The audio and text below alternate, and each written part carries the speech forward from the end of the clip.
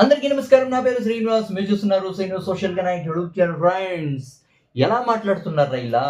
అసలు కాంగ్రెస్ ఎమ్మెల్యేలు ఇంత దారుణంగా ఎలా మాట్లాడుతున్నారు? ప్రజల చేత ఎన్నుకోబడిన తర్వాత ఎమ్మెల్యేలైన తర్వాత వాళ్ళ మనసులో ఉన్న మాటలు ఏదో చెప్తా ఉన్నారు. చాలా అంటే చాలా దారుణంగా మాట్లాడుతూ ఉన్నారు.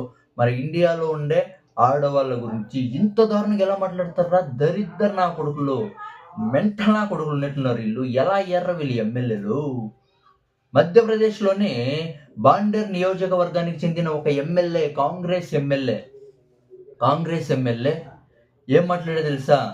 పూల్ సింగ్ బరయ్య ఏం మాట్లాడాడో తెలుసా? అంటే మన ఇండియాలో జరుగుతూ ఉండే అత్యాచారాలు ఎవరి మీద జరుగుతున్నాయో తెలుసా? అది ఎస్సీ, ఎస్టీ, ఓబీసీ వీళ్ళ మీదే అత్యాచారాలు అయితే జరుగుతున్నాయి.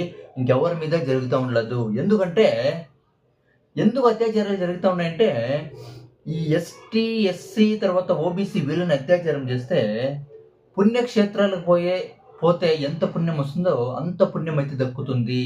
వీళ్ళని అత్యాచారాలు చేస్తే ఎలా మాట్లాడతారా ఇలా? ఇంత దారుణంగా ఒక ఎమ్మెల్యే ఎలా మాట్లాడతాడు? అవునా కదా? ఎస్సీ, ఎస్టీ, ఓబీసీని వాళ్ళని అత్యాచారాలు చేస్తే, రేపులు చేస్తే పుణ్యక్షేత్రాలకు పోతే ఎంత పుణ్యం వస్తుందో అంత పుణ్యం అయితే వస్తుంది. మామూలుగా వీళ్ళతో అత్యాచారాలు చేయాలనుకోరు. ఎందుకంటే వీళ్ళు అందంగా ఉండరు. ఒక పుణ్యం వస్తుందని మాత్రమే. అంటే పుణ్యక్షేత్రాలకు పోతే పుణ్యం వస్తుంది కదా, ఆ ఒక్క రీజన్తో వాళ్ళు అందంగా లేకున్నా కూడా వాళ్ళతో అత్యాచారాలు అయితే చేస్తున్నారు మన ఇండియాలో. అసలు ఒక ఎమ్మెల్యే ఎలా మాట్లాడగలడు ఇలా? ఎలా మాట్లాడతాడు ఒక ఎమ్మెల్యే ఇంత దరిద్రంగా?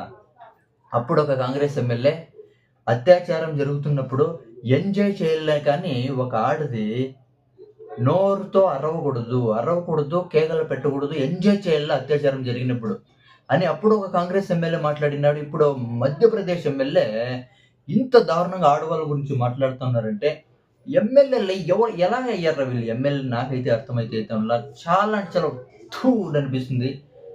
కాంగ్రెస్ ఎమ్మెల్యేలే ఎందుకు ఇంత దారుణంగా తయారయ్యారు నాకైతే అర్థమైతే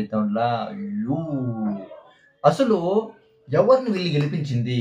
ఎందుకు గెలిపించారు? అసలు వీళ్ళు ఎడ్యుకేటెడ్ ఫెలోసేనా?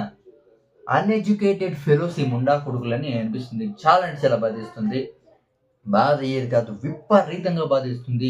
అసలు మన ఇండియాలోనే ఉన్నామా అని అనిపిస్తుంది నిజంగా. అంత దరిద్రంగా మాట్లాడినారు ఆడవాళ్ళ గురించి, ఆడవాళ్ళ అత్యాచారాల గురించి. మన ఇండియాలో విపరీతమైన అత్యాచారాలు. ఇలాంటి ఎమ్మెల్యేలు ఉంటే అత్యాచారాలు జరగకుండా ఉంటాయా? ఇలాంటి ఎమ్మెల్యేలే మన ఇండియాలో అత్యాచారాలు జరగాలంటే కారణం. అవునా కదా? దీని గురించి మీరేమనుకుంటారు? కామెంట్ అయితే చేయండి. బాయ్.